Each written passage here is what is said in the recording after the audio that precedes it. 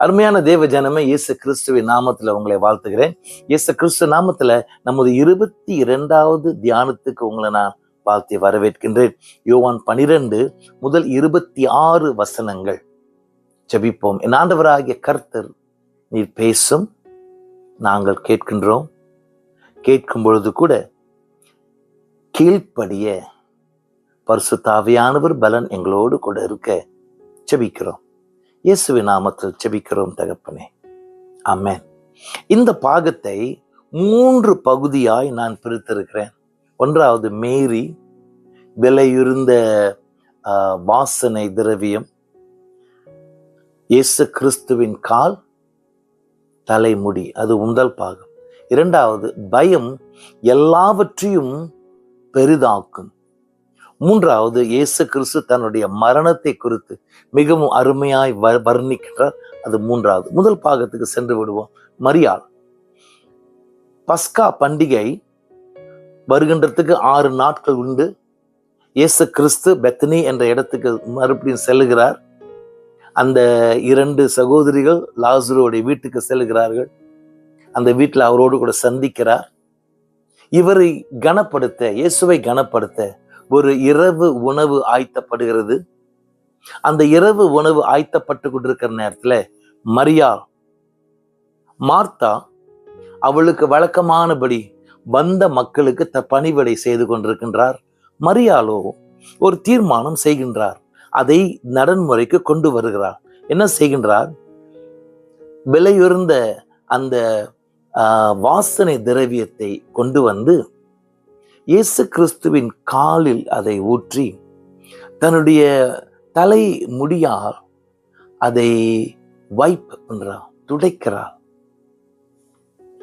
இது பார்க்கின்றதுக்கு ஒரு பயங்கரமான ஒரு காரியம். ஒரு பெண் தன்னுடைய முடியை விரித்து பப்ளிக்ல விரித்து காட்ட மாட்டாள். அதுவும் குடும்பத்தில் சேராத ஆண்கள் இருக்கும் இடத்தில் இப்படிப்பட்ட ஒரு முடியை காட்டுகின்றது ஒரு ஆபத்தான காரியம் மட்டுமல்ல, எதிர்பார்க்கின்ற, ஏற்றுக்கொள்கின்ற ஒரு கலாச்சாரத்துக்கு எதிராக இருக்கின்ற காரியம்.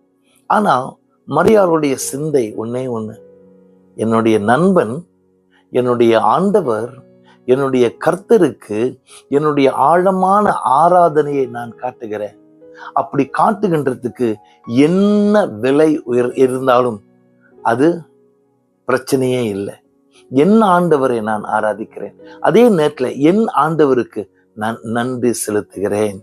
Praise God. So நாம் கேட்க வேண்டிய கேள்வி என்ன தெரியுங்களா?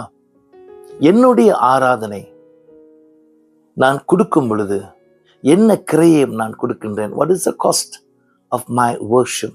ஆண்டவரை ஆராதிக்கின்றதுக்கு எவ்வளவாய் நான் கொடுக்க இருக்கின்றேன்? என்ன தரத்தை கொடுக்க இருக்கின்றேன்? அல்லது என்னுடைய ஆராதனை என்னுடைய நேரத்துக்கு படிதான், நான் பிரியப்படுகிற நேரத்தில், நான் பிரியப்படுகிற வழியில், எனக்கு முயன்ற வழியில் தேவனை ஆராதிக்கிறேன் என்று சொல்லுவோமா?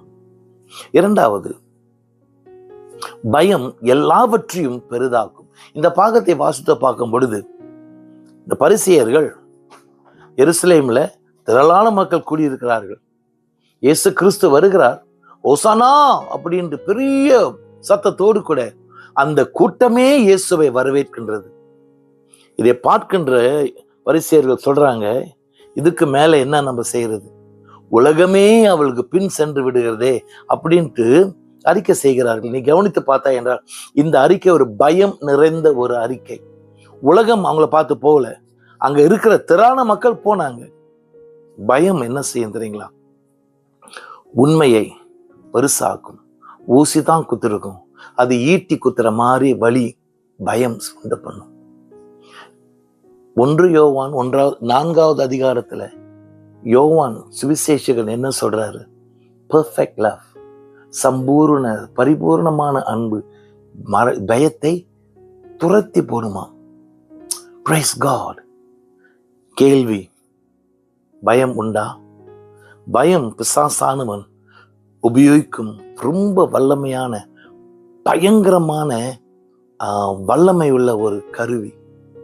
ஒரு மனிதனை அப்படியே கொண்டு போட நாசமாக்க முடியும். எங்கு உன்னுடைய பயம் உண்டு? எதற்காக பயப்படுகிறாய்? பரிபூர்ணமான அன்பு வைத்த இயேசு கிறிஸ்துவுக்குள் அந்த அன்பை கொண்டு வந்து பார், அந்த பயத்தை கொண்டு வந்து பார்.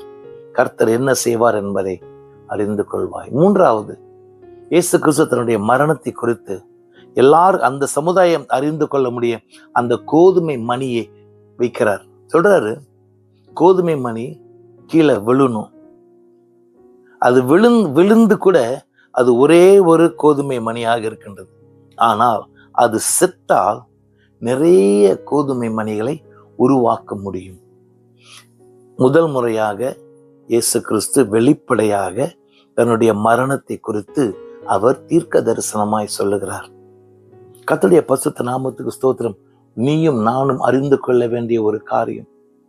கர்த்தருக்கு ஸ்தோத்திரம். தேவன் உனக்காக எனக்காக மரித்தார். அது சாதாரண ஒரு சிந்தை அல்ல, அது உண்மை. தேவன் உன்மேல் இவ்வளவாக அக்கறை காட்டினார் என்பதையும் அறிந்து கொள். இந்த மரித்ததும் அக்கறை காட்டினதும் எனக்கு என்ன செய்து தெரியுமா? ஒரு தரத்தை, ஒரு விலை எனக்கு கொடுக்கிறது. நான் விலையேறப்பட்டவன். உலகம் எனக்கு ஒரு விலை கொடுக்கின்றது.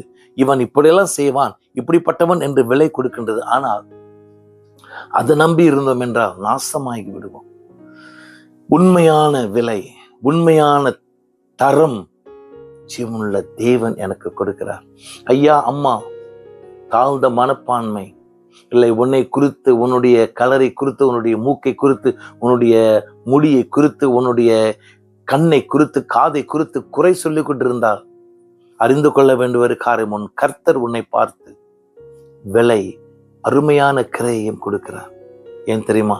தேவனுடைய சாயலால் உண்டாக்கப்பட்டவள் நீ, உண்டாக்கப்பட்டவன் நான். ஏற்ற மாதிரி வாழ்வோம். கர்த்தருடைய நாமம் மகிமை அடையட்டும். என் ஆண்டவராகிய கர்த்தாவை உம்மை ஸ்தோத்திரிக்கிறோம். மரியாளை போல அபரிவதமாய் உம்மை ஆராதிக்க பெரிய மனசு எங்களுக்கு தாங்க. பயம் எங்களோடு கூட இருந்தா, என்ன பயமாய் இருந்தாலும் இயேசு கிறிஸ்துவின் சிலுவை கீழ் அது வைத்து இருக்க கிருபை தார். எங்களுக்காக மரித்தீர், எங்களுக்காக பாடுபட்டீர். யாரும் கொடுக்க முடியாத ஒரு தரத்தை எனக்கு கொடுத்திருக்கிறீர். ஏற்றபடி வாழ, நாமத்தை மகிமைப்படுத்த கிருபை தாரும். இயேசுவின் நாமத்தில் ஜெபிக்கிறோம் தகப்பனே. ஆமென்.